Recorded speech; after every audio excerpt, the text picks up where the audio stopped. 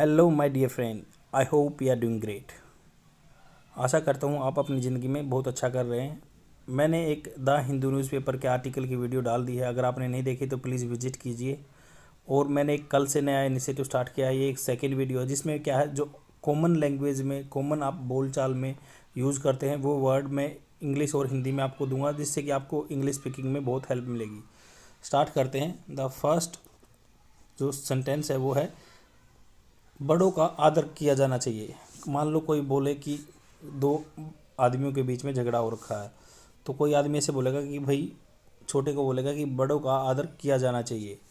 तो बड़ों का आदर किया जाना चाहिए का इंग्लिश होता है the elders should be respected. तो बड़ों का शुड बी मतलब बड़ों का आदर किया जाना चाहिए। तो इसमें क्या है, शुड बी वर्ब यूज हुआ, तो ये पैसिव फॉर्म में है। आपको बताना चाहूँगा कि ये जितने भी मान लो आज मैं सेंटेंस कराऊंगा ये पैसिव फॉर्म में है। पैसिव फॉर्म में है।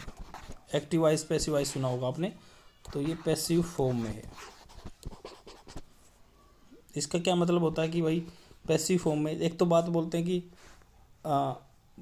आप बड़ों का आदर करो। मान लो ये तो है आपका एक्टिव फॉर्म में कि आप बोल रहे, डायरेक्टली बोल रहे हो उस बंदे को आप बड़ों का आदर करो। पर कई बार आप डायरेक्टली किसी को कहना नहीं चाहते हैं, बट कॉमन जनरलाइज फॉर्म में कह दोगे कि हाँ बड़ों का आदर होना चाहिए, तो बड़ों का आदर किया जाना चाहिए, वही बात होगी। And the second sentence is, इसको भूला जाना चाहिए, मतलब इस बात को भूला जाना चाहिए। आप इनडायरेक्ट वे में बोलते हो, पैसिव फॉर्म का में यही मतलब होता है। जैसे मान लो दो आदमियों के बीच में झगड़ा हो रहा है, तो वो बोलेंगे कि इस बात को भूला जाना चाहिए, नहीं आगे रिपीट नहीं करना चाहिए भाई। तो इसको आप बोलोगे it should be forgotten.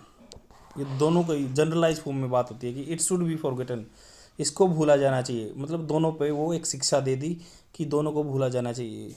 It should be forgotten, तो इसमें क्या है, शुड बी वर्ब की थर्ड फॉर्म यूज हुई है। आपको ये ध्यान रखना है कि ये इम्पेरिव सेंटेंस है और उसका पैसिव सेंटेंस है, तो इसमें should plus be plus verb की थर्ड फॉर्म और ये पैसिव वॉइस है, मतलब ये होना चाहिए, ये होना चाहिए। तो ऐसे आप शुड बी वर्ब की थर्ड फॉर्म यूज करेंगे। अगर कोई भी आप बात ऐसे कहना चाहते हैं ये चीज़ होनी चाहिए, तो उसके लिए आप should be third form use करेंगे। आगे चलते हैं। थर्ड सेंटेंस है दैट आपको आपके नाखून काटे जाने चाहिए, मतलब आपके नाखून काटे जाने चाहिए। ये नहीं बता रहा है कि इसमें राइटर की भाई, या मतलब आप कुछ बात कह रहे हो कि किसी छोटे बच्चे के हैं, आप मान लो आपकी वाइफ से कह रहे हो कि इस बच्चे के नाखून काटे जाने चाहिए, तो या आप उस छोटे बच्चे को बोलो आपके नाखून काटे जाने चाहिए। कौन काटेगा ये नहीं पता, बट आपके नाखून काटे जाने चाहिए। तो your nails should be pared, तो ये आपको याद रखना है कि नाखून काटने को पेयर्ड बोलते हैं, PARED। नाखून काटने को पेयर्ड बोलते हैं। Your nails should be pared, आपके नाखून काटे जाने चाहिए। बड़े हो गए हैं तो किसी बच्चे को शिक्षा देते हुए बोलते हैं ना, आपके नाखून काटे जाने चाहिए, या आप काटो या आपके कोई फैमिली मेम्बर काटे, तो वो यही पैसिव फॉर्म होती है। फोर्थ सेंटेंस है, आपको आपके दोस्तों को आमंत्रण दिया जाना चाहिए। ये टाइपिंग मिस्टेक है, तो इसमें आपको दिया जाना चाहिए, यहाँ पे दिया जाना चाहिए। आपके दोस्तों को आमंत्रण दिया जाना चाहिए। आप मान लो कोई शादी का प्रोग्राम चल रहा है, उसमें बोलोगे ना कि आपके दोस्तों को भी इनवाइट करना चाहिए, तो ये है let your friends be invited. Let your friends be invited, आपके फ्रेंड को भी आमंत्रण दिया जाना चाहिए। फिफ्थ जो है कि ठोस कदम आपके द्वारा उठाने जाने चाहिए। ठोस कदम आपके द्वारा उठाए जाने चाहिए, तो जाने चाहिए क्या, यही है जाने चाहिए में ऐसे यूज करें।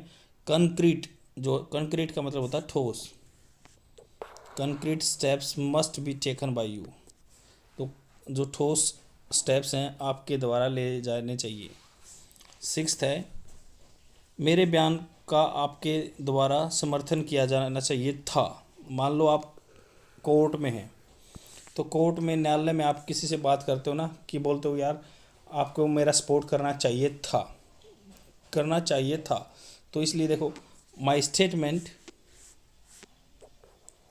Must have been backed by you, तो इसमें क्या यूज हुआ है, हैव बीन और फिर bye you.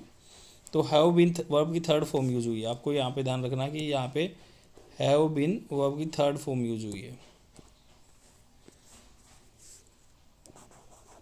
Have plus been plus की वर्ब की थर्ड फॉर्म।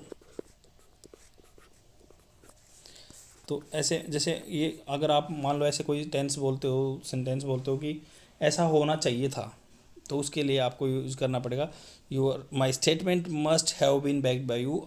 मेरी जो स्टेटमेंट है आपके द्वारा सपोर्ट की जानी चाहिए थी, कोर्ट में या कहीं भी। तो नेक्स्ट टेंस है जज, उसको जज के द्वारा छोड़ा जाना पक्का था। ये पैसिव फॉर्म में, मतलब कोई मुजरिम है, उसका मतलब उसको पक्का था कि वो जज के द्वारा छोड़ा जाएगा, उसको जज के द्वारा छोड़ा जाना पक्का था। He is sure to be acquitted by जज, मतलब वह श्योर था, he is sure to be acquit by जज, वह जज के द्वारा छोड़ा जाना पक्का है, था नहीं, इस पे है आएगा, सॉरी फॉर मिस्टेक। तो यहाँ पे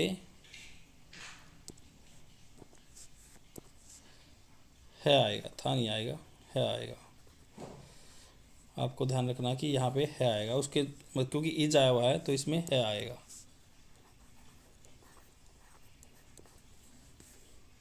तो उसको पक्का है कि वो जज के द्वारा छोड़ा जाएगा, तो उसको जज के द्वारा छोड़ा जाना पक्का है, मतलब उसके दिमाग में ये है कि वो जज से छूट जाएगा, तो उसको he is sure to be acquitted by जज। तो टू बी वर्ब की थर्ड फॉर्म यूज हुई है यहाँ पे, he is sure to be verb की थर्ड फॉर्म। नेक्स्ट है पुलिस के द्वारा घेरा डाला जाना चाहिए था, घेरा डालना जाने वाला ही था, मतलब आप कोई मान सिचुएशन बता रहे हैं कि उस टाइम पे ना पुलिस के द्वारा घेरा डाला जाना था ही, मतलब उस थोड़ा टाइम था, नहीं तो वो घेरा डाला जाना वाला ही था, तो इसमें यूज करेंगे the fort was about to be seized by police, जो किला है was about to be seized by police, तो जो किला है वो पुलिस के द्वारा सीज किया जाना ही था, तो पुलिस के द्वारा घेरा डाला जाना वाला ही था, अबाउट टू बी सीज आएगा। तो नेक्स्ट है, और यही आप इंग्लिश बोलने का तरीका देखो, मैं डेली ऐसी वीडियो के लेकर आऊँगा, अगर आपको अच्छे लग रहे हैं तो बताना। पता है इसमें क्या होता है, आप जस्ट ऐसे याद कर लोगे ना, टू बी यूज, ये काम हो जाना चाहिए था, टू बी वर्ब की थर्ड फॉर्म या हैव बीन वर्ब थर्ड, तो इसमें ये काम होना चाहिए था, इसका ये मतलब होगा, आपको इतना याद रखना है, आप किसी भी सेंटेंस में यूज़ कर सकते हो, इसमें टू बी वर्ब की थर्ड फॉर्म और हैव बीन वर्ब की थर्ड फॉर्म यही यूज होता है। तो नेक्स्ट सेंटेंस है उसे काम करने दो, let the work done by him, let the work done by him, तो काम उसे काम करने दो, या उसके द्वारा काम होना चाहिए वही है, तो उसे काम करने दो, let the work done by him, उसके द्वारा काम होने दो या होना चाहिए।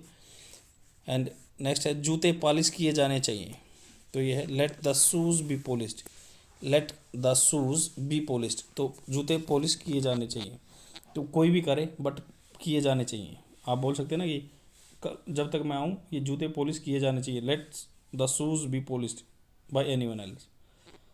आई होप आपको अच्छा लगा होगा, वीडियो समझ में आया होगा अब तक। तो इसमें मैंने क्या बताया, इसमें मैंने ये बताया कि पैसिव फॉर्म यूज हुई है यहाँ पे,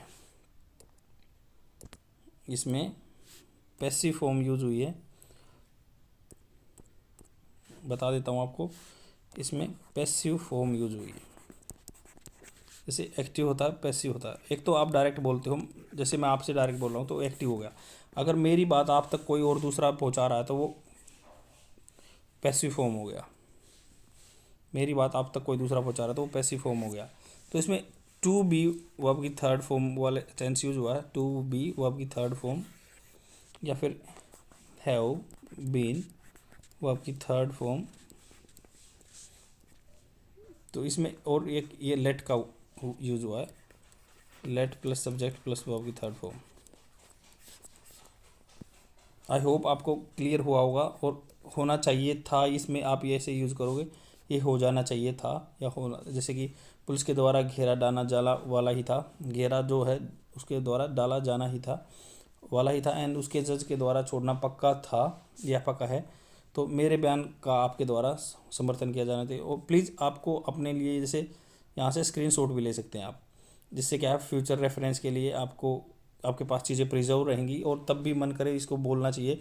इसमें पेड़ एक नाखून काटने के लिए यूज़ हुआ था, तो आप स्क्रीनशॉट ले सकते हैं, जिससे आने वाले टाइम में आपको कोई दिक्कत नहीं आएगी, लंबे टाइम तक आप चीज़ों को याद रख पाओगे। Thank you. I will come tomorrow. Bye.